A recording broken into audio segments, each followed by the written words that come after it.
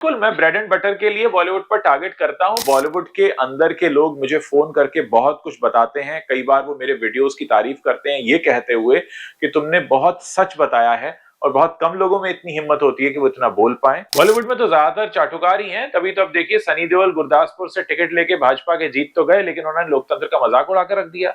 गुमशुदा की तलाश के पोस्टर लग गए वहां पर। आप भारतीय जनता पार्टी का टिकट लेकर चुनाव लेकर जीत जाते हैं वहां पे, और क्योंकि आपकी रील इमेज ऐसी है कि आप पाकिस्तान जाकर हैंडपंप उखाड़ सकते हैं, लेकिन आपने फिर उखाड़ा क्या? आपने तो संसद में एक भी सवाल नहीं पूछा गुरदासपुर के लिए।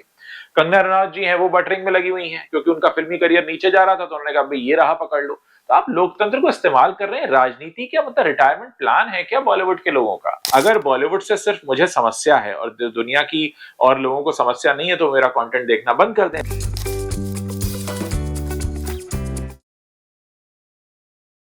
अपने यूनिक पर्सपेक्टिव एंड इंसाइट्स के लिए जाने जाने वाले well known journalist, news anchor and social media influencer Ujjwal Trivedi से आज होने वाली हैं अनफिल्टर्ड बातें एट अड्डा अनफिल्टर्ड। हेलो दोस्तों, मेरा नाम उज्जवल त्रिवेदी है। आप मुझे अड्डा अनफिल्टर्ड पर देख रहे हैं, और मेरी ये रिक्वेस्ट है कि आप अड्डा अनफिल्टर्ड को अभी से लाइक करें, शेयर करें, इनके वीडियो सब्सक्राइब करें, और मेरा इंटरव्यू भी जरूर देखें।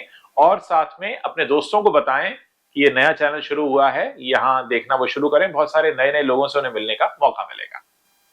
Welcome to the show sir. Thank you Pooja for inviting me.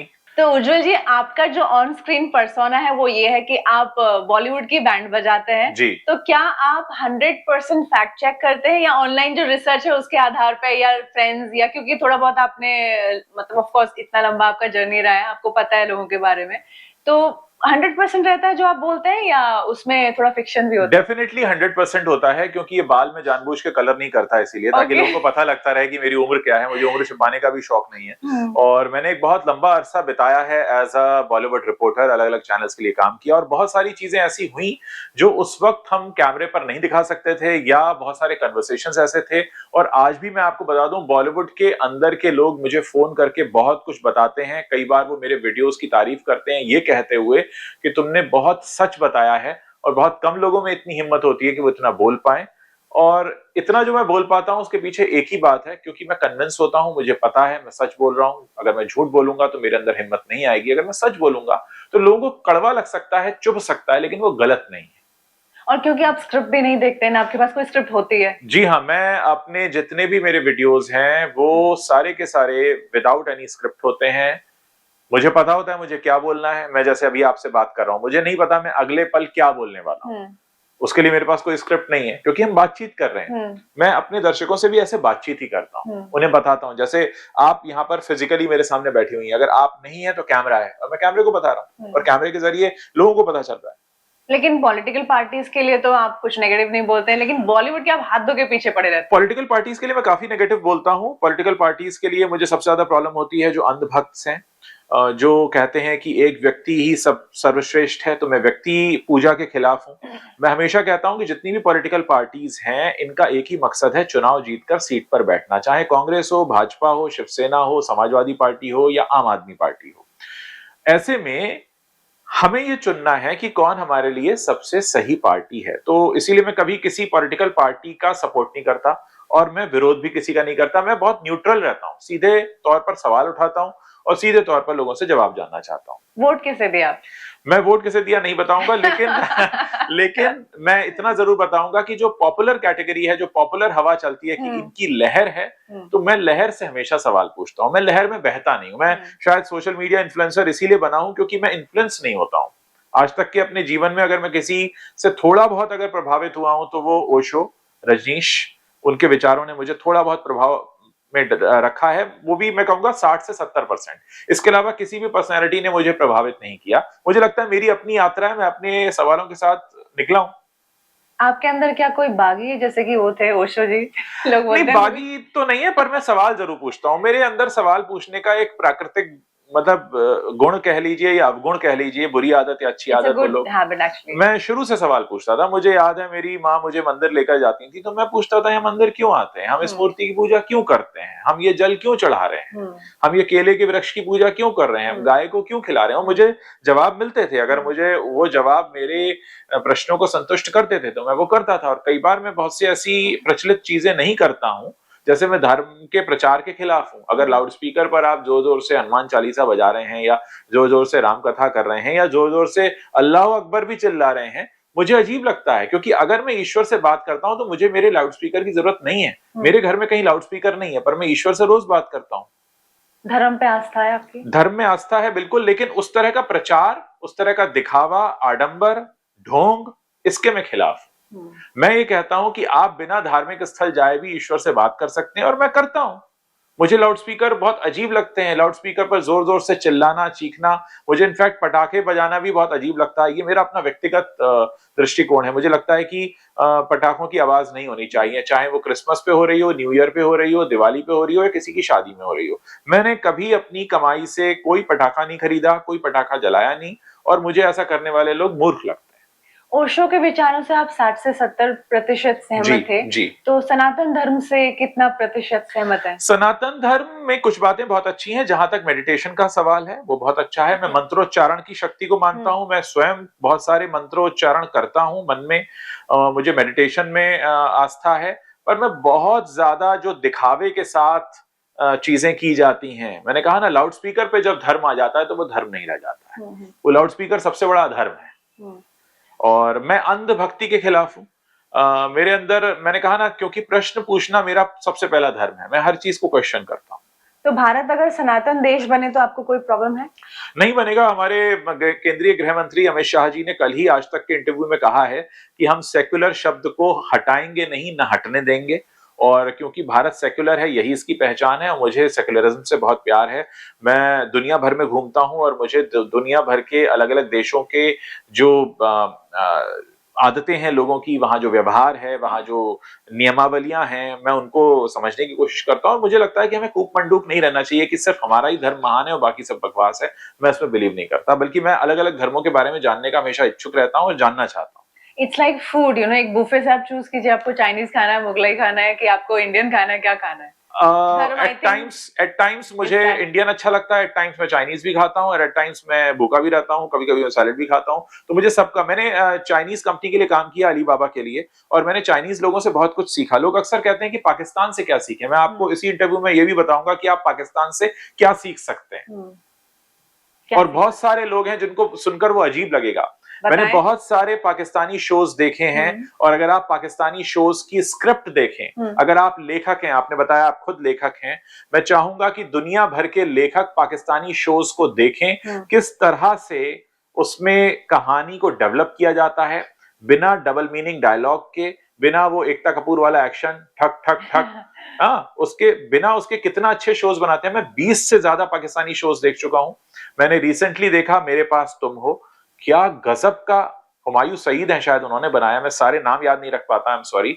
But मेरे पास पाकिस्तान की जो हमारी मेरे दर्शक हैं उनके भी मैसेजेस आते हैं। उन्हें पहली लाइन में लिखता हूं कि आप लोग सौभाग्यशाली हैं कि आपके यहाँ पाकिस्तानी ड्रामा है। मुझे मालूम है उनकी फिल्म इंडस्ट्री उतनी अच्छी नहीं है, लेकिन उनके ड्रामाज में भी क्यों पसंद है कि उसमें जो कहानी होती है, जो स्क्रिप्ट होती है, वो बहुत मजबूत होती है। मैंने जितने शोज देखे हैं वो ज्यादातर फैमिली ड्रामाज हैं जो मुझे पसंद आए हैं। हालांकि कहानी वही होती है कि एक कपल है, फिर तलाक होता है, फिर तीसरे की एंट्री होती है, लगभग कहानियां एक जैसी होती हैं, लेकिन उसके बावजूद हर लाइन जिस तरह से वो लोग लिखते हैं सलीके से, एक तो उसमें कोई गालियां नहीं होती, कोई डबल मीनिंग नहीं होता, कुछ ऐसा सीन नहीं आता कि घर परिवार में देख रहे हैं तो शर्म से नजर नीचे झुक जाए। तो पाकिस्तान से तो ये सीख सकते हैं। और चाइना से क्या सीख सकते हैं? चाइनीज लोग इतनी मेहनत करते हैं। मैं 3 साल करीब था, और मैंने इन 3 साल के दौरान कई बार चाइना की यात्रा की, लगभग हर तीसरे चौथे महीने में जाया करता था। मैं देखता था वो लोग इतनी मेहनत से काम करते हैं, और ऑफिस में कोई गॉसिप नहीं, किसी की पर्सनल लाइफ डिस्कस नहीं होती। हमारे तो ऑफिस में क्या होता है, किसके लाइफ में क्या चल रहा है, बॉस ने कल किसको डांटा था, किसका इंक्रीमेंट हुआ नहीं हुआ, ये सारे गॉसिप होते हैं।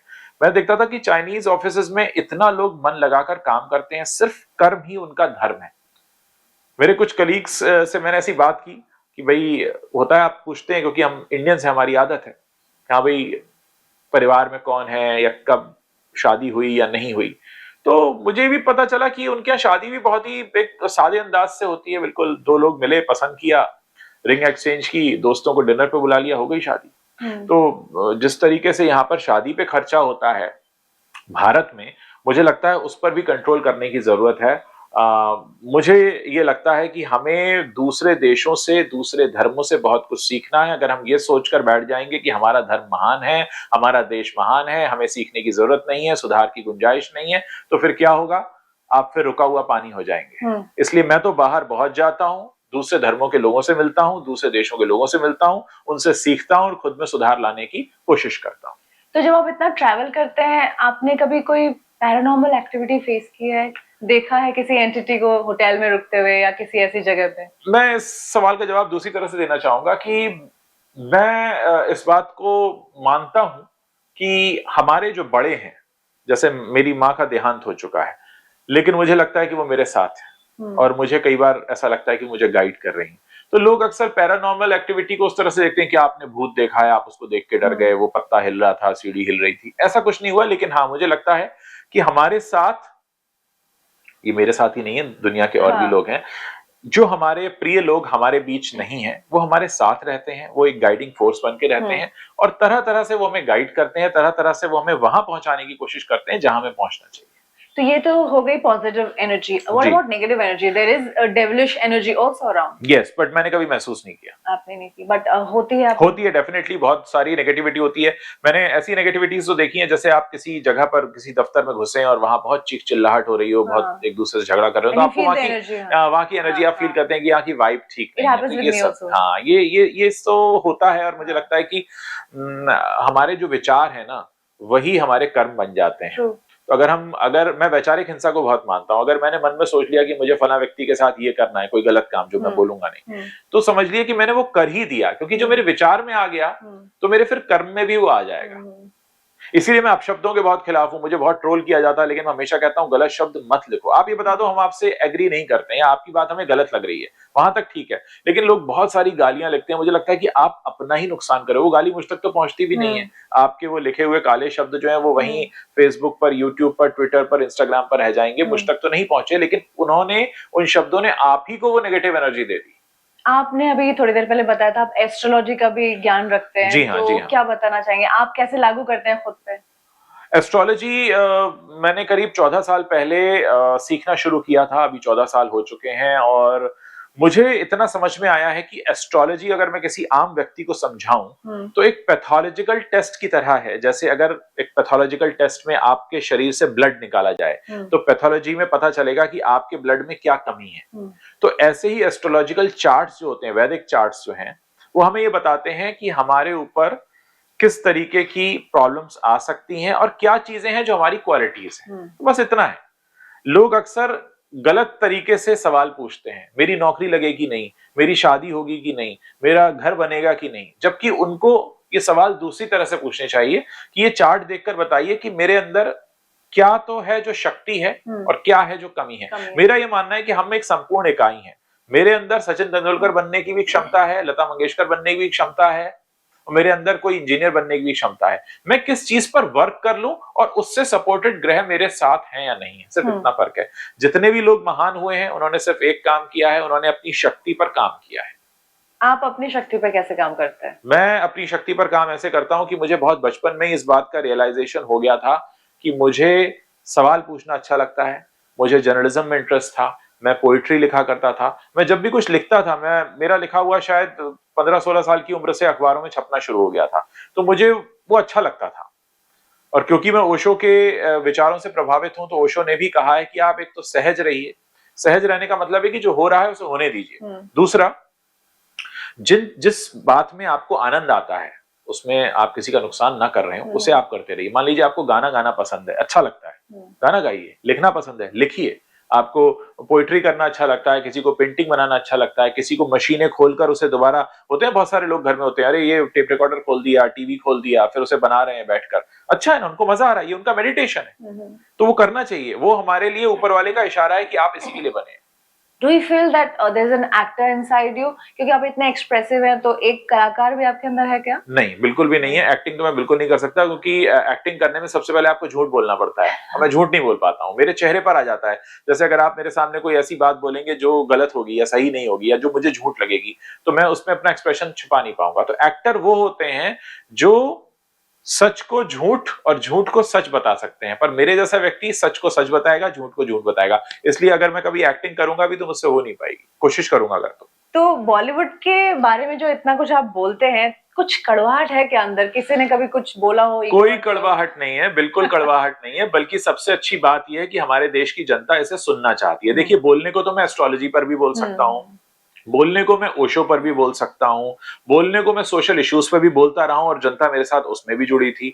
तो ये तो लोगों को चुनना है। देखिए, मैं एक कंटेंट क्रिएटर हूं, ये मेरा व्यवसाय है। कंटेंट क्रिएट करके मैं पैसे कमाता हूं। कंटेंट मैं इसलिए बनाता हूं क्योंकि मेरी जीविका है, ये मेरा शौक नहीं है। मेरा घर, मेरा खर्चा इससे चलता है। तो मुझे ये तय करना पड़ता है कि मुझे देखने वाली जनता क्या देखना चाहती है, क्योंकि चाहे यूट्यूब हो या फेसबुक हो या और कोई कंटेंट प्लेटफॉर्म हो, वो ये देखकर आपको पैसा देता है कि आपका कौन सा कंटेंट देखा जा रहा है। अगर बॉलीवुड से सिर्फ मुझे समस्या है और दुनिया की और लोगों को समस्या नहीं है, तो मेरा कंटेंट देखना बंद कर दें, लेकिन वो देखते भी वही है। मैंने बीच में कई प्रयोग किए, आपको मालूम होगा। मैं क्राइम स्टोरीज भी सुनाता हूँ। मैं फिर बाद में मुझे क्राइम स्टोरी के लिए अलग चैनल खोलना पड़ा, क्राइम आजकल के नाम से।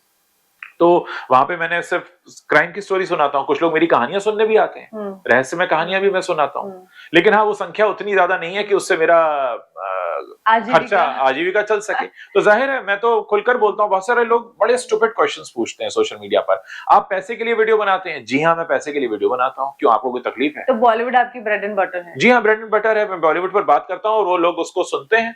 जिस दिन लोग सुनना बंद कर देंगे, उस दिन मैं बोलना बंद कर दूंगा। क्योंकि मैंने नोटिस किया, आपने जो भी बीच में एक्सपेरिमेंट किया था, सबसे ज्यादा लोग आपको बॉलीवुड के बारे में। जी हाँ, मेरा एक चैनल है उज्जवल रिएक्ट्स। वहां पे मैं बात करता हूँ ध्रुव राठी के बारे में, नरेंद्र मोदी जी के बारे में, राहुल गांधी जी के बारे में, अमित शाह जी के बारे में, और जितने भी हमारे यूट्यूबर्स हैं, अलग अलग कंटेंट बनाते हैं, उनके बारे में बात करता हूँ। पर वहां जनता उतनी ज्यादा नहीं है, पर वो कंटेंट भी मैं बनाता हूँ और आगे भी बनाता रहूंगा। सी, जनता क्या पसंद कर रही है इस पर आधारित होगा कि मैं क्या कंटेंट ज्यादा बनाऊंगा। लेकिन कुछ कंटेंट ऐसा होगा जो जनता कम देखेगी, लेकिन तब भी बनाऊंगा। मेरे कुछ वीडियोस वायरल भी हुए व्हाट्सएप पर। एक मैंने बनाया था पानी पीने पर, पानी पीने का सही तरीका क्या है, या मैंने बनाया था कि आप भगवान के घर में रहते हैं या भगवान आपके घर में रहते हैं। ऐसे वीडियोस भी मैं बनाता हूं जो बड़े थॉट प्रोवोकिंग होते हैं, थॉटफुल होते हैं। वो व्हाट्सएप पर वायरल चले जाते हैं, लेकिन वो मुझे कुछ पैसा नहीं देते। तो मैं एक और बात आपके इंटरव्यू में क्लियर कर दूं कि ये जो व्हाट्सएप पर वीडियो वायरल होते हैं, ये मुझे कोई पैसा नहीं देते। हाँ, ये मेरी पॉपुलैरिटी को बढ़ाते हैं, लोगों को रिमाइंड कराते हैं, लेकिन आजीविका जो मेरी चलती है वो बॉलीवुड के बारे में बात करके चलती है। बोलने में मुझे कोई परहेज नहीं है, इस बात को मैं छिपा नहीं रहा हूं। और ये बात लोग भी जानते हैं, जो सोशल मीडिया को समझते हैं कि सबसे ज्यादा व्यूज जो हैं वो बॉलीवुड पर आते हैं। फिर उसके बाद लोग मुझसे पूछते हैं कि आपने ये क्यों किया? तो ये इसलिए किया क्योंकि आप देख रहे थे। जिस दिन आप नहीं देखेंगे उस दिन हम करना बंद कर देंगे। तो आप ये कहना चाहते हैं बॉलीवुड के बारे में जो भी आप बात करते हैं वो सच होता है? बिल्कुल सच होता है, तभी बात कर। 100% everything, the last videos everything. Definitely. तो अभी रिसेंट एक आपको मैंने एपिसोड देखा जिसके बारे में आप बेटर रहेगा बोलेंगे। जी बताइए। तो आपको 100% जो बोनी कपूर जी के बारे में आपने बोला था, 100%? जी हाँ, मैंने नहीं बोला था। मेरे साथ आपने सिमी चंडोक को देखा होगा, और सिमी चंडोक बहुत पुरानी मित्र रही हैं बोनी कपूर की एक्स वाइफ मोना की, जो अब इस दुनिया में नहीं है, अर्जुन कपूर की माँ है। और सिमी चंडोक ने बहुत ताल ठोक कर बोला है जो कुछ बोला है। तो जाहिर है, मैं अगर किसी को लेकर आ रहा हूं, वो भी सिमी चंडोक जैसी जर्नलिस्ट जो बहुत लंबे समय तक टाइम्स ग्रुप के साथ रही, जूम के साथ रही, और उन्होंने जो शेयर किया है वो उनके अपने एक्सपीरियंसेस है। और उस इंटरव्यू के बाद उन्हें कितने मैसेजेस आए हैं लोगों के जो मोना जी को जानते थे। उन्होंने कहा कि आपने वो बात बोली है जो हम सब बोलना तो चाहते थे लेकिन बोल नहीं सकते थे। तो सिमी चंडोक ये काम करती हैं कि वो बोलती हैं जो लोग नहीं बोल पाते हैं। मुझे लगता है कि काफी हद तक उनकी पर्सनैलिटी मेरे से मिलती जुलती है, शायद इसलिए मैंने उन्हें इनवाइट किया। और हमने तो आप वो नहीं बोल पाते तो इसलिए आपने उनको इनवाइट किया, वो आप भी तो बोल सकते थे। क्योंकि मैं मोना कपूर का, मैं मोना शौरी का दोस्त नहीं रहा हूँ, वो मोना शौरी की दोस्त रही है। तो वो देखिए, हर जानकारी, मैं इस बात का दावा नहीं कर रहा हूँ कि बॉलीवुड की सारी जानकारी मेरे पास है, लेकिन जितनी जानकारी मेरे पास है वो मैं दूंगा। और अगर जो जानकारी मेरे पास नहीं है वो मेरे चैनल पर आने वाले मेहमान शेयर कर सकते देंगे। तो उज्जवल जी, नामकरण संस्कार में मिले ये नाम और पिताजी के सरनेम के अलावा कौन है उज्जवल त्रिवेदी? कौन है उज्जवल त्रिवेदी? जैसे आपने प्रश्न पूछा, मैंने अपनी जिंदगी में जैसे ही होश संभाला, मैंने सवाल पूछने शुरू किए और मुझे सवाल पूछना हमेशा अच्छा लगता था। मैं सबसे पहले अपनी माँ से सवाल किया करता था क्योंकि सबसे पहली टीचर माँ ही होती है। तो मैं बस सवाल पूछता था और उन सवालों के ज़रिए खुद को जानने की कोशिश करता था। और मैंने अपने बारे में जो सबसे पहली चीज़ नोटिस की वो ये कि मुझे एक्सप्रेस करना अच्छा लगता है। मैं लिखकर एक्सप्रेस करता था, पहले मुझे बोलने की उतनी अच्छी शक्ति नहीं थी। मैं बचपन में लिखा काफ़ी करता था और वहाँ से मुझे एहसास हुआ कि मैं एक्सप्रेस करने के लिए बना हूँ। मैं आसपास की अपनी जो भी घटनाएं देखता या जो भी राजनीतिक घटनाक्रम होते, उस समय मुझे याद है मंडल आयोग की रिपोर्ट आई थी। मुलायम सिंह यादव उत्तर प्रदेश के मुख्यमंत्री थे और जब मुझे ये पता चला कि मुझे नौकरी में आरक्षण का सामना करना पड़ेगा क्योंकि मैंने सवर्ण परिवार में जन्म लिया है, तो मेरे मन में तो ये बात बिल्कुल सही नहीं लगी मुझे कि ये जाति के आधार पर, एक तो मैं वैसे भी धर्म, जाति, संप्रदाय, पंथ इसमें कोई विश्वास नहीं करता हूँ। मेरा मानना है कि हम सब बराबर हैं, हम सब एक संपूर्ण इकाई हैं और हम सब में बराबर की सामर्थ्य है। हम सब खुद को पहले पहचाने, जाने और आगे बढ़ें। धर्म के आधार पर, भाषा के आधार पर, क्षेत्र के आधार पर। तो ये सारी जो चीजें होती हैं समाज में, भेदभाव, इसको लेकर मेरे मन में पहला प्रश्न उठा कि इतना भेदभाव क्यों है। और फिर मैंने धर्म पर ही सवाल उठाने शुरू किए। लोग मंदिरों में जाते हैं, लंबी लाइन लगती है और फिर पैसा देकर वीआईपी दर्शन, ये मुझे सब चीजें बहुत गलत लगती हैं और मैंने कभी किया भी नहीं ऐसा और मैं इसके स्वयं भी बहुत खिलाफ हूँ। क्योंकि मेरा मानना है कि अगर मुझे ईश्वर से मिलना है तो मैं किसी नदी किनारे पेड़ के नीचे भी मिल लूंगा, उसके लिए मुझे कोई वीआईपी फीस देने की जरूरत नहीं है। और आजकल इतनी भीड़-भाड़ होती है धार्मिक स्थलों में, इतनी धक्का-मुक्की होती है कि वहां पर तो आपको शांति क्या ही मिलेगी। इससे बेहतर है कि आप किसी शांत जगह पर बैठे, वहां शायद ईश्वर से आपका वार्तालाप हो जाए। तो मैंने खुद को ऐसे ही जाना सवाल पूछ-पूछ कर, और सवाल पूछते-पूछते मैंने सवाल पूछने वाला प्रोफेशन ही ले लिया कि मुझे जर्नलिस्ट बनना चाहिए। तो मुफलिसी के दिनों का कोई किस्सा या उन दिनों के कुछ लोग जो रहे और फिर चले गए? मुफलिसी के दिनों में मुझे लोगों का बहुत सहयोग मिला और मैंने ये देखा कि आसपास के लोग बहुत सपोर्टिव हैं। कुछ लोग मुझे सुना के भी जाते थे और कुछ लोग मुझे सिखा के भी जाते थे। जो सुना के जाते थे मैं उनसे भी सीखता था और सिखा के जा रहे थे उनसे सीखना ही था। मुझे याद है मैं मुंबई में जब नया-नया आया था तो माटुंगा में एक चौल है, लक्ष्मी शायद नाम है उसका, माटुंगा रेलवे स्टेशन के पास में ही, जहाँ ब्रिज नीचे उतरता है, वहां रहता था मैं। एक स्टोर रूम था, उसमें चटाई पे सोना होता था मुझे। उस समय मैं उसका 800 रुपये महीना देता था। तो मैं वहां से देखा कि जिंदगी यहाँ से शुरू होती है और मुंबई में ट्रेनों में लोग किस तरह से सफर करते हैं। मैं ट्रेन में बैठकर लोगों को रीड किया करता था और मेरे मन में कई तरह के सवाल आते थे, ये व्यक्ति ऐसा क्यों है, ये ऐसे क्यों बात कर रहा है। मुंबई में नया नया था तो मुझे मराठी भी नहीं आती थी, मैं भाषा समझने की कोशिश करता था। मेरी कोशिश रही है कि मैं कुछ सीख लूं किसी से भी, और मुझे जैसे ही मैं किसी चीज से कुछ डिराइव कर लेता हूँ, कुछ सीख लेता हूँ, तो मुझे लगता है कि हाँ ये मैंने कुछ ऐसा कर लिया जो मेरे लिए मेरे पास रहेगा। तो जो मेरे पास जो धन है वो है मेरी सीख, जो मैंने हर छोटी चीज से सीखी है। तो मुफलिसी के दिनों ने भी बहुत कुछ सिखाया, कैसे 10 रुपए में 3 वड़ा पाव आ रहे हैं, उसमें पूरा दिन निकालना है। तो मैंने बहुत सारे ऐसे संघर्ष सबके रहे हैं। अगर मैं ऐसी कहानी सुनाने लगूं तो यहाँ मुंबई में ऐसे बहुत सारे लोग हैं जिनके ऐसे संघर्ष रहे होंगे, और ये शहर है ही ऐसा जो आपको संघर्ष करके सिखा देता है। मेरा भी अपना एक हिस्सा रहा है जिसमें मैंने स्ट्रगल किया और सीखा। तो फाइनेंशियल जो आपकी क्लास होती है, जो स्टेटस होता है, उसके हिसाब से कुछ लोग डिस्क्रिमिनेशन करते हैं, छोड़ के गए होंगे। हाँ, ये सब चीजें होती हैं। आपके जेब में पैसे नहीं हैं, आपको कई बार नीचा भी देखना पड़ता है, आप कई बार घबराते भी हैं। मैं इतना कहना चाहूंगा, क्योंकि मैंने हर तरह का समय देखा है, जब पैसे नहीं होते हैं, जब खाना नहीं खाया होता है, कि जेब में पैसा होना इसलिए जरूरी है ताकि आपके अंदर एक ताकत रहे। भले आप उसे खर्च करें ना करें, लेकिन धन सबके लिए जरूरी है। धन के साथ साथ बुद्धि भी जरूरी है, अच्छा स्वास्थ्य भी जरूरी है, क्योंकि सिर्फ धन होगा, बुद्धि नहीं होगी तो खर्च हो जाएगा। तो धन हो, बुद्धि हो, अच्छा स्वास्थ्य हो, और बुद्धि के साथ साथ विवेक भी हो कि आप किसी गलत आचरण को ना करें, गलत चीज में ना पड़े, कोई गलत नशा ना करें।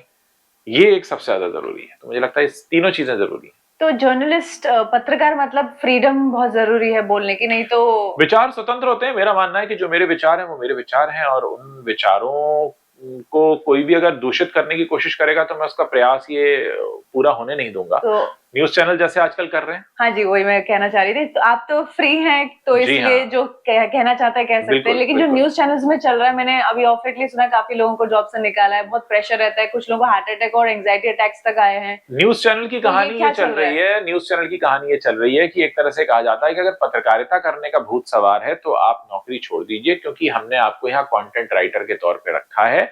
हम जो कंटेंट कह रहे हैं, हम जो एजेंडा परोस रहे हैं, वो आप परोसिए और आप सवाल मत करिए, आप अपने विचारों को बदल लीजिए। और मेरा हमेशा ये रहता है कि क्या आप मेरे विचार बदल सकते हैं? हो सकता है आप मेरे ऊपर बंदूक लेके खड़े हो जाएं और बोले कि उज्जवल ऐसा बोलो, तो हो सकता है मैं अपनी जान बचाने के डर से वैसा बोलने लगूं, पर क्या उससे मेरे विचार बदलेंगे? तो अगर आप मेरे विचार नहीं बदल सकते तो फिर आप क्या बदल सकते हैं? मेरे पास मेरे विचार ही तो हैं। आप मेरे विचार नहीं बदल सकते। आप मुझे गालियां दे सकते हैं, मुझे ट्रोल कर सकते हैं, मुझे बहुत कुछ कर सकते हैं मेरे तो ऊपर। क्या आप ये कहना चाह रहे हैं न्यूज चैनल में जो भी परोसा जा रहा है वो झूठ है? ज्यादातर तो झूठ है, क्योंकि अगर आप सिर्फ सत्ता की आरती उतारते रहेंगे और सत्ता से सवाल नहीं करेंगे, तो पत्रकार का काम तो ये होता है कि सत्ता से सवाल करे, जनता के हित की बात करे, जनहित की बात करता है, इसीलिए सब्सिडी मिलती है अखबारों को, न्यूज चैनल्स को। लेकिन जनहित की बात करने के नाम पर हम सब्सिडी ले लें और सत्ताधारी लोगों की आरती उतारने लगे और हम ये कहने लगे कि जो हो रहा है वो सब सही हो रहा है, तो फिर लोकतंत्र कहाँ है? लोकतंत्र अगर है तो एक तो विपक्ष की भूमिका हमारे देश में बहुत खराब हो चुकी है, क्योंकि विपक्ष में कोई मजबूत व्यक्ति है ही नहीं सवाल पूछने के लिए। तो न्यूज चैनल को यह भूमिका अदा करनी चाहिए, लेकिन न्यूज चैनल भी अपने विज्ञापन के चलते बिके हुए हैं। तो इसीलिए यूट्यूबर्स हैं, सोशल मीडिया कंटेंट क्रिएटर्स हैं जो सवाल उठाते हैं आम जनता के, वरना आम जनता की बात करने वाला है कौन?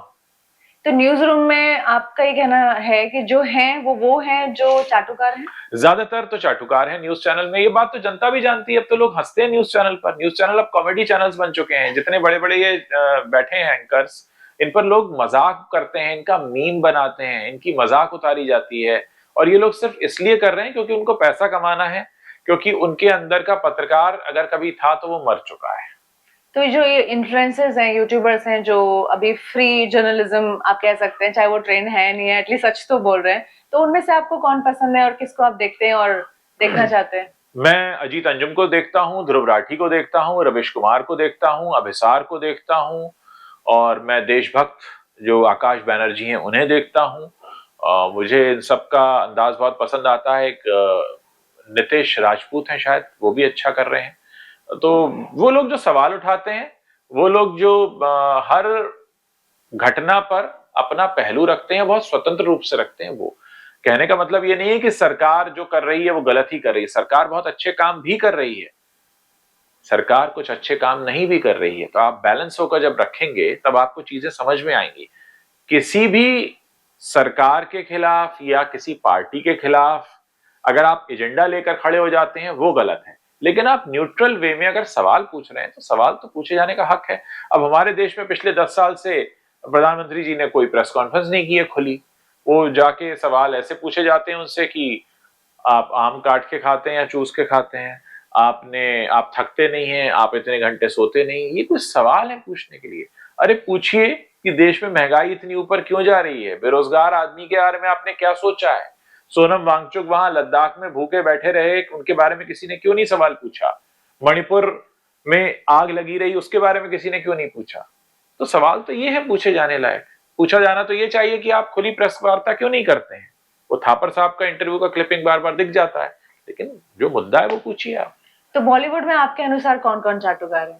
बॉलीवुड में तो ज्यादातर चाटुकार ही हैं। तभी तो अब देखिए, सनी देओल गुरदासपुर से टिकट लेके भाजपा के जीत तो गए, लेकिन उन्होंने लोकतंत्र का मजाक उड़ाकर रख दिया। गुमशुदा की तलाश के पोस्टर लग गए वहां पर। आप भारतीय जनता पार्टी का टिकट लेकर चुनाव लेकर जीत जाते हैं वहां पे, और क्योंकि आपकी रील इमेज ऐसी है कि आप पाकिस्तान जाकर हैंडपंप उखाड़ सकते हैं, लेकिन आपने फिर उखाड़ा क्या? आपने तो संसद में एक भी सवाल नहीं पूछा गुरदासपुर के लिए। कंगना रनौत जी हैं, वो बटरिंग में लगी हुई हैं क्योंकि उनका फिल्मी करियर नीचे जा रहा था, तो उन्होंने कहा भाई ये रहा पकड़ लो। तो आप लोकतंत्र को इस्तेमाल कर रहे हैं। राजनीति क्या मतलब रिटायरमेंट प्लान है क्या बॉलीवुड के लोगों का? ये अक्षय कुमार अगर बटर लगा लगा के सवाल पूछते हैं, अरे आप आम काट के खाते हैं, चूस के खाते हैं। अरे खुद के पास कनाडा का पासपोर्ट था, अभी आया है भारत का पासपोर्ट। तो ये सब जो नाटक चल रहा है जनता को दिखता नहीं है क्या? हमारे जैसे लोगों को तो साफ दिखता है। और आपको नहीं लगता वो भी अपनी ब्रेड एंड बटर के लिए कर रहे हैं? ब्रेड एंड बटर के लिए आप अगर किसी की बटरिंग कर रहे हैं तो आपके अंदर फिर रीढ़ खत्म हो चुकी है, और बटरिंग करने की अगर नौबत आ गई, यानी आपके अंदर, फिर आप खुद को कलाकार मत कहिए। अरे आप ब्रेड एंड बटर के लिए फिल्में बनाइए ना, एक से एक फूहड़ फिल्में बनाते हैं अक्षय कुमार, एक से एक फ्लॉप देते हैं, तो उनको वहां पे सवाल पूछे जाते हैं कि आपने ऐसी फिल्म क्यों की, आप पृथ्वीराज में पृथ्वीराज बन ही नहीं पाए क्योंकि आप अक्षय कुमार ही बने रह गए उसमें। तो ब्रेड एंड बटर के लिए अगर आप फिल्में कर रहे हैं, उसमें आप खराब काम कर रहे हैं, अच्छा काम कर रहे हैं, वो तब भी समझने योग्य है कि ठीक है, आपको किसी प्रोड्यूसर ने पैसा देके साइन कर लिया और आपने वो फिल्म कर ली। लेकिन अगर बटरिंग करनी पड़ रही है आपको अपनी जीविका के लिए, तो मुझे लगता है फिर तो वो व्यक्ति ही खत्म है। बट लेकिन लोग भी तो उन्हें बार बार देखना चाहते हैं, जैसे कि आपका यूट्यूब चैनल जो आप बोल रहे थे, आपने इतने सारे एक्सपेरिमेंट किए, लेकिन बॉलीवुड ही चलता है, तो आप भी तो ब्रेड एंड बटर के लिए बॉलीवुड पे ही टारगेट करते हैं। बिल्कुल, मैं ब्रेड एंड बटर के लिए बॉलीवुड पर टारगेट करता हूं, क्योंकि इसके लिए जिम्मेदार मैं नहीं हूं, देश की जनता है। अगर देश की जनता मुझे ये कह दे कि उज्जवल हम आपके बॉलीवुड के वीडियो नहीं देखेंगे, हम तो आपके मोटिवेशनल वीडियोस देखेंगे, हम तो आपकी क्राइम की कहानियां सुनेंगे, हम आपकी मिस्ट्री स्टोरीज सुनेंगे, हम आपके सोशल इश्यूज पर सुनेंगे, तो मैं वो शुरू कर दूंगा। लेकिन देश की जनता नहीं मुझे यहाँ पे बैठाया हुआ है कि वो चाहती है कि मैं बॉलीवुड के बारे में बात करूं। तो मतलब जनता को भी थोड़ा अपना जनता को तो आईक्यू अपग्रेड करने की जरूरत है। जनता तो चुनाव का रिजल्ट आएगा तो पता चलेगा कि आईक्यू इंप्रूव हुआ है या अभी तक वहीं पर है वो। क्योंकि मैं तो आपके क्राइम वाले वीडियोस देखती हूँ, मुझे आपका कहानी सुनाने का वो तरीका बहुत पसंद है। I like those videos. मैं आपको बता रहा हूँ, मुझे कहानी सुनाने में खुद मजा आता है, मुझे सुनने में मजा आता है, मैं वही देखती हूँ आपके। और मैं आपको बताऊं, मुझे बॉलीवुड के वीडियोस करने में मजा भी नहीं आता। ये बात मैं पहली बार बता रहा हूँ लोगों को। पहली बार लोगों को पता चलेगा कि बॉलीवुड के वीडियो बनाने में मुझे मजा नहीं आता है, that is the line. But ये मुझे करना पड़ता है क्योंकि लोग सुनना चाहते हैं, और अल्टीमेटली जब मैं कंटेंट क्रिएटर हूँ, एक मैं प्रोफेशनल कंटेंट क्रिएटर हूं, मैं इसके अलावा और कोई काम नहीं करता हूं। मुझसे बहुत जगह सवाल पूछा जाता है, क्या आप यही करते हैं? जी हाँ, मैं यही करता हूं। इसलिए जो जनता देखेगी वो मुझे करना पड़ेगा। हाँ, एट टाइम्स मुझे कुछ ऐसे वीडियो भी बनाने पड़ते हैं जो मेरे अंदर का पत्रकार कहता है बनाओ। सोनम वांगचुक पे मैंने बात की थी, मुझे बहुत अच्छा लगा था, आपने बात की थी, बहुत कम लोगों ने बात की। मैंने बात की, लोगों से पूछा भाई क्यों नहीं सुन रहे इनकी बात सुनी जानी चाहिए। लेकिन मोदी जी ने भी उस पर कोई जवाब नहीं दिया, और मणिपुर जलता रहा, उस पर कोई जवाब नहीं। हमारे बेरोजगारों का तो इतना बुरा हाल है देश में कि पहले तो भर्ती नहीं निकलती, भर्ती निकले तो पेपर लीक हो जाता है, किसी तरह पेपर लीक नहीं हुआ, परीक्षा पास कर ली तो नियुक्ति नहीं आती, नियुक्ति आ गई तो उनको पोस्टिंग मिल नहीं रही, वो वेट कर रहे हैं। कितने लोग हैं, कितने युवा हैं, कितना परेशान है, उनके बारे में कोई बात नहीं करता। महंगाई के बारे में कोई बात नहीं करता। किसान आंदोलन के बारे में लोग ये बोल रहे हैं कि जो लोग वहां पे बैठे हैं वो पैसे देके बुलाए गए हैं। भाई यहाँ तो ये है ना कि अगर आप राइट विंग की तरफ झुके हुए हैं तभी आप देशभक्त हैं, इसके अलावा आपके मन में अगर सवाल है तो फिर आप देशद्रोही हैं। मतलब ये पहली बार मैं देख रहा हूं भारत में सिनेरियो कि विपक्ष को देशद्रोही कह देते हैं। अरे विपक्ष का काम है सरकार से सवाल करना, सरकार से कोई सवाल नहीं करेगा तो आज को हम अपने घर में कोई सर्वेंट भी रखते हैं या कोई रखते हैं तो हम उसके ऊपर नजर रखते हैं कि भाई आपने काम सही से किया, नहीं किया, ये गलती कर रहे हो, ये नहीं कर रहे हो। सरकार आ गई है, 10 साल तक कोई सवाल नहीं पूछ रहा, आपने ये नहीं किया। जो काम अच्छे किए किए हैं, धारा 370 हटाइए, अच्छा काम है, 3 तलाक पर अच्छा निर्णय है, बट दैट डजंट मीन कि आप सारे काम अच्छे कर रहे हैं। उन पर कौन सवाल करेगा? किसान आंदोलन के लिए देखिए, हमारा देश जो कॉर्नर नहीं है, कृषि प्रधान देश की संतान है, और कृषि प्रधान देश का किसान बैठा हुआ है धरने पर, पूरी दुनिया सवाल पूछ रही है, और आप कह रहे हैं हम विश्व में 5वीं सबसे बड़ी अर्थव्यवस्था है, 80 करोड़ लोगों को हम मुफ्त में राशन देते हैं, और इतना बेरोजगार हमारे यहाँ पड़ा हुआ है। G20 पर आप दुनिया भर के मेहमानों को बुलाते हैं, उन्हें चांदी के थाल में खाना खिलाते हैं, और झोपड़पट्टी पे हरा पर्दा डाल देते हैं। क्या नाटक चल रहा है ये? सवाल तो पूछे जाने चाहिए। आप वीडियो बनाइए ना। डेफिनेटली मैंने इस पे बात की है, मैंने इस पे भी बात की है, मैं वही बता रहा हूँ। वीडियो सिर्फ किसान आंदोलन पे, मैंने किसान आंदोलन पे वीडियो बनाया। देखिए मैंने जितनी बातें यहाँ पर रखी हैं सब पे मैं वीडियो बना चुका हूँ, और मैं बताना चाहता हूँ, अच्छा आप मेरा आज इंटरव्यू कर रही हैं, मैंने इन सभी मुद्दों पर वीडियोस बनाए हैं, और इन मुद्दों पर मेरे वीडियोस नहीं देखे गए हैं।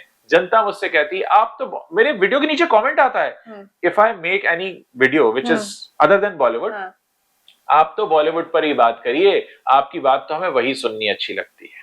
हद में हद कहानी वाला लोग कहते हैं कि हाँ कहानी हमें अच्छी लग रही है, और बॉलीवुड, मैं कभी राजनीति पर बात कर लूं, कभी सोशल मुद्दों पर बात कर लूं, कभी किसान पर बात कर लूं, कभी मणिपुर पर बात कर लूं, लद्दाख पर बात कर लूं, उसके नीचे के कमेंट में आपको बता सकता हूं कि मुझे क्या लिखती है देश की जनता। तो अगर बॉलीवुड करने के लिए मैं अगर बदनाम हूं या मशहूर हूं, जनता तय करे, उसका जिम्मेदार मैं नहीं हूं, वो जनता है। मैं तो ना बनाऊं बॉलीवुड पर एक भी वीडियो कल से, लेकिन आप क्या देखना छोड़ देंगे? और क्योंकि आप देखेंगे तो मुझे बनाना पड़ेगा। तो बॉलीवुड से रिलेटेड आपका फेवरेट टॉपिक कौन सा है? बॉलीवुड से रिलेटेड मेरा फेवरेट टॉपिक ये है कि जब आप एक स्तरहीन सिनेमा करते हैं, जब आप बिना मतलब की फिल्में करते हैं, जिनका कोई कारण नहीं है करने का, और आप ऐसी फिल्में करते हैं, तो मैं पूछता हूं कि ये क्यों? जैसे बड़े मियां छोटे मियां। ऐसा सिनेमा बनाने की क्या जरूरत है? कोई मीनिंगफुल बनाइए ना। चलिए, द कश्मीर फाइल्स थी, कुछ उसमें था। हालांकि केरला स्टोरी भी विवादों में रही कि वो कहानी सही है नहीं है, लेकिन एटलीस्ट उसमें कुछ सच रहा होगा, कुछ परसेंट सच रहा होगा, कुछ सत्य घटना पर आधारित। देखिए, मैं तो सत्य घटना का प्रेमी हूं। आपने देखा है मेरा खुद का चैनल है जिसपे मैं क्राइम की स्टोरी सुनाता हूं, अनसॉल्व्ड मिस्ट्री सुनाता हूं। तो मुझे सच्ची कहानियां सुनाना अच्छा लगता है। इनफैक्ट मेरे पास कई सारे फिल्म लेखकों के फोन आए, वो कहते हैं यार हम क्या करते हैं कि जब आपकी कोई क्राइम स्टोरी सुनते हैं ना, तो हम वही नरेशन भेज देते हैं डायरेक्टर को कि हम ये बनाना चाहते हैं। तो मेरे वीडियो इस चक्कर में एज ए नरेशन भी घूमते हैं कि यार ये वाली बनानी है कहानी। तो मैं तो हमेशा कहता हूँ जो सच हुआ है और मैंने भी इसीलिए देखा था, because I was writing some thriller, तो मैं रिसर्च कर रही थी, I saw your videos, like कुछ आइडिया यहाँ से भी मिलेगा। मैं यहाँ पीछे लोखंडवाला रोड पर वॉक कर रहा था, तो एक दिन एक साहब आ गए, बोले मैं जिला गाजियाबाद मैंने बनाई थी और मैंने आपके 2 वीडियो फॉरवर्ड किए हैं। तो मैंने कहा मैं समझा नहीं। बोले नहीं, वो नरेशन के लिए। मैंने कहा अच्छा, थैंक यू। और ऐसे कई लोग मुझे मिले कि अरे हम आपका वीडियो फॉरवर्ड करते हैं नरेशन के लिए। मैंने कहा बहुत अच्छा होगा कि अगर कुछ ऐसा सिनेमा बनने लगे मेरी कहानी सुनाने के। हालांकि अच्छा, मुझे ऐसे भी कमेंट आते हैं, ये कहानी तो फला ने सुनाई थी। मैंने कहा मैंने कहीं लिखा है मेरी कहानी है? ये कहानी मैं अखबारों से उठाता हूँ, न्यूज साइट से उठाता हूँ। कोई भी सुना सकता है। उन्हें सुनाने का अंदाज मेरा होता है कि एक घटना घटी। चमकीला पर भी मैंने वीडियो बनाया कि अमर सिंह चमकीला के साथ क्या हुआ। वो तो पिक्चर बन गई है पूरी उनपे, उनको तो दुनिया को पता है क्या हुआ था, लेकिन मैंने अपने अंदाज में वो कहानी सुनाई और मुझे पूरा हक है जो पब्लिक डोमेन में जानकारी है उसे अपने अंदाज में बताने का। मैंने राजीव गांधी की हत्या पर एक कहानी बनाई है, मैंने संजय गांधी की मौत पर एक कहानी बनाई है जिनपे लाखों में व्यूज हैं। तो वो क्या कहानियां मेरी हैं? नहीं, मैं तो शायद संजय गांधी की मृत्यु के वक्त तो बहुत छोटा रहूंगा। तो मैं वो जानकारियां जुटाता हूँ, फिर अपने अंदाज में बताता हूँ। लेकिन आप स्टोरी टेलर, आप लोगों की पर्सनल लाइफ के बारे में भी बताते हैं, बॉलीवुड के बहुत सारे लोगों के बारे में, जबकि आपको पसंद नहीं है कोई आपकी पर्सनल लाइफ के बारे में बात करे। जी हाँ, बिल्कुल अच्छा सवाल पूछा आपने। मुझे पसंद नहीं है कि कोई मेरी पर्सनल लाइफ के बारे में बात करे, इसीलिए मेरी पर्सनल लाइफ कहीं आपको पब्लिक डोमेन पे मिलेगी नहीं। हाँ। लेकिन जिस क्षण मेरी पर्सनल लाइफ पब्लिक डोमेन में आ जाएगी, उसके बाद तो लोग बात करेंगे, मैं किसको रोक पाऊंगा? तो मेरा इतना कंट्रोल तो है ना कि मैंने उसको पब्लिक डोमेन में नहीं आने दिया है। मैंने अगर बॉलीवुड के लोगों की पर्सनल लाइफ के बारे में बात की है तो सिर्फ इसलिए की है क्योंकि वो पब्लिक डोमेन में है। अगर आप नहीं चाहते हैं कि आपकी पर्सनल लाइफ पर कोई सवाल करे, तो आप उसे पब्लिक डोमेन में मत आने दीजिए। तो मतलब आग में घी डालना तो हो गया फिर ये? हाँ बिल्कुल हो गया, क्योंकि आग में घी डालना लोगों को पसंद है। मैंने कहा ना, लोगों को पसंद है। लोगों को पसंद है। अगर मेरे किसी वीडियो पर व्यूज आ रहे हैं तो उसका जिम्मेदार मैं नहीं हूं, लोग हैं। और इसीलिए बिग बॉस चलता है, इसीलिए बिग बॉस चलता है। बिल्कुल, बिग बॉस इसीलिए चलता है। हालांकि मैं बिग बॉस का दर्शक नहीं हूं। आपने मेरे चैनल पर बहुत कम वीडियोस देखे होंगे, हालांकि बिग बॉस पर भी मैंने वीडियोस बनाए हैं, लेकिन मैं बिग बॉस का दर्शक नहीं हूं। इनफैक्ट मैं हर बार कोशिश करता हूं कि देखूं क्या हो रहा है। जैसे मैं कंगना का जो शो है लॉकअप, वो तो मैंने एक भी एपिसोड नहीं देख पाया मैं उसका। एज ए एंटरटेनमेंट जर्नलिस्ट मेरा मन होता है कि मैं एमटीवी रोडीज देखूं, पर मैं नहीं देख पाया। ये सारे वो शोज हैं जिन्हें मैंने देखने की कोशिश की पर देख नहीं पाया। तो ये मेरी अपनी अंदर की इंटरेस्ट भी बताता है कि मैं जिस तरह के वीडियोस बनाता हूं मैं उनका दर्शक नहीं हूं। ये भी उतना ही सच है कि मैं फिल्में बनाता जरूर हूं। मुझे महेश भट्ट का एक स्टेटमेंट याद आ रहा है, it has nothing to do with me, but उन्होंने उनसे एक सवाल पूछा किसी पत्रकार ने कि साहब आप ऐसी फिल्में क्यों बनाते हैं, पहले ऐसी बनाते थे अब ऐसी बनाते हैं। बोले एक वक्त था जब मैं मर्सिडीज में चलने वालों के लिए फिल्में बनाता था और खुद ऑटो रिक्शा में चलता था। फिर एक वक्त ऐसा आया कि मैं ऑटो रिक्शा वालों के लिए फिल्में बनाने लगा और खुद मर्सिडीज में चलने लगा। आप समझे मतलब? हाँ। तो कई बार ऐसा होता है कि आप जो कंटेंट बना रहे होते हैं वो इसलिए बना रहे होते हैं क्योंकि वो बिक रहा है। दैट डजंट मीन कि आपका इनर पर्सोना वो है। मैं तो एस्ट्रोलॉजी पर बात करना चाहता हूं, मैं तो ओशो पर बात करना चाहता हूं, मैं तो अध्यात्म पर बात करना चाहता हूं, मैं तो सिर्फ स्टोरी टेलिंग करना चाहता हूं। लेकिन क्या स्टोरी टेलिंग करके या इस तरह के कंटेंट बनाकर मेरी जीविका चल पाएगी? तो उसका जवाब है नहीं। इसलिए मुझे ऐसे वीडियोस बनाने पड़ते हैं। So it's for Jeevika and you have nothing against anyone at all. जी हाँ, मेरे मन में इनफैक्ट मैं आपको बताऊं, मुझे कुछ लोग तो बहुत पसंद है बॉलीवुड में, एक्टिंग के बारे में कह रहा हूँ, उनकी पर्सनल लाइफ या वो पर्सनल लाइफ में कैसे। मुझे अनिल कपूर बहुत पसंद है, मुझे गोविंदा बहुत पसंद है, मुझे अमिताभ बच्चन बहुत पसंद है, पंकज त्रिपाठी, मनोज वाजपेयी, नवाजुद्दीन सिद्दीकी, नसीर साहब, फारूक शेख, शबाना आजमी, दीप्ति नवल, ये सारे लोग मुझे बहुत, इनकी काम, इनकी फिल्में, मतलब मैं इनका फैन रहा हूँ, मुझे बहुत अच्छा लगता है। जब मैं एक दर्शक के तौर पर इनकी फिल्में देखता हूँ तो मुझे लगता है हाँ क्या काम किया। इरफान खान, इरफान तो मेरे अच्छे दोस्त भी थे, जब उनका देहावसान हुआ मुझे बहुत दुख भी हुआ, मतलब वो बहुत ही अच्छे इंसान थे। तो ऐसे बहुत सारे लोग हैं जो मुझे पसंद है फिल्म इंडस्ट्री में। अगर जिस दिन देश की जनता देखने बंद कर देगी बॉलीवुड के गॉसिप वाले वीडियोस, इस तरह के वीडियोस जो चलते हैं, उस दिन मैं बनाने बंद कर दूंगा। मैं, मेरे पास तो और बहुत चीजें हैं, मैं तो सिर्फ एक ही तरह का कंटेंट नहीं, मैं तो बहुत तरह का कंटेंट बना सकता हूँ। और वो कभी नहीं होगा कि पता नहीं, मैं जनता चाहूंगा देखना कि बंद कर शायद वो कल ही हो जाए, लेकिन अब पता नहीं वो होगा नहीं होगा, मुझे नहीं पता। जैसे कि एक गाना है, उसकी एक ये लिरिक्स हैं कि जो है नाम वाला वही तो बदनाम है। हाँ, लोगों को मजा आता है क्या, क्या देखिए मैं आपको बताता हूँ ये वीडियो क्यों चलते हैं। अब आपने इतनी बात कर ली है तो हर आदमी अपनी लाइफ में फ्रस्ट्रेटेड है और उसे अपना फ्रस्ट्रेशन वो दो तरह से दूर करता है। एक, वो अपना फ्रस्ट्रेशन दूर करता है जब वो 12वीं फेल में एक नायक को जीतते हुए देखता है, इसीलिए वो फिल्म 6 महीने चली, क्योंकि हमारे देश का वो हारा हुआ आदमी उस हीरो से कनेक्ट कर रहा था, आइडेंटिफाई कर रहा है। या वो पंचिंग बैग बनाता है बॉलीवुड को ही, क्योंकि जो आपकी फेवरेट चीज होती है ना, आप उसी पे गुस्सा उतारते हैं। मेरे पास तो साइकिल खरीदने के पैसे नहीं, ये 6 करोड़ की गाड़ी में चलता है, आओ इसकी बैंड बजाएं। जब नोटबंदी हुई थी, जिसका नोटबंदी पे आपको बता दूं, जब नोटबंदी हुई थी तो लोग क्यों खुश हुए थे। नोटबंदी में एक तो वो मुझे लगता है कि एक आधारहीन कदम था सरकार की तरफ से, खैर नोटबंदी हो गई, लेकिन उसमें खुश कौन लोग हो रहे थे। मेरा मालिक मर्सिडीज में चलता था, आज लाइन में खड़ा है, आज भागा भागा डोल रहा है ब्लैक मनी तो आया नहीं उससे वापस, लेकिन वो लोग खुश हुए। लेकिन आज तक हमारे देश का व्यापार हिल गया, इकोनॉमी हिली उस नोटबंदी की वजह से। मुझे याद है हम लोग उस वक्त रेडियो में काम करते थे और हमारी सैलरीज डिले हो गई थी, क्योंकि पूरा का पूरा एफएमसीजी मार्केट जो है कैश में डील करता है। तो बहुत ऐसा फैसला था जिसके बारे में खुद भाजपा वाले ही बात नहीं करना चाहते। भाजपा वाले को पूछ लो नोटबंदी तो इधर उधर देखने लगते हैं, उनके पास कोई जवाब नहीं होता। तो कुल मिलाकर मामला ये है कि इसीलिए चलते हैं बॉलीवुड के वीडियो, क्योंकि हमारे यहाँ फ्रस्ट्रेटेड लोग बहुत सारे हैं, उन्हें कहीं ना कहीं किसी को जाके कुछ सुनाना होता है, थ्रिल ढूंढना होता है ना लाइफ में, तभी थ्रिल आता है उन्हें, कि उन्हें जो सक्सेसफुल आदमी को सुनाकर जो चैन मिलता है ना, अच्छा ये बड़ा अकड़ के चलता है, ये बड़ा करोड़ों की गाड़ी में घूमता है, ये करोड़ों के घर में रहता है, हम इसको नीचा दिखाते हैं। तो जैसे हम कहते हैं ना, अरे तुम ऐसे हो, इसका मतलब है मैं कह रहा हूँ मैं बहुत अच्छा हूँ, तभी तो मैं कह रहा हूँ तुम कैसे खराब हो। या सिक्के का दूसरा पहलू ये है कि जो आपसे सुपीरियर है, बेटर लुकिंग है, उस जगह पे है, आप उससे जेलस फील कर रहे हैं, तो अगेन आप उसको ट्रोल करोगे। दूसरा ये है कि लोग ये भी पूछते हैं, अरे आप फिल्म स्टार्स की लव लाइफ के बारे में क्यों बात करते हैं। तो मैं तो कहता हूँ, कोई श्यामलाल रहते हैं बिहार के किसी गांव में, आपको उनकी लव लाइफ में इंटरेस्ट है क्या?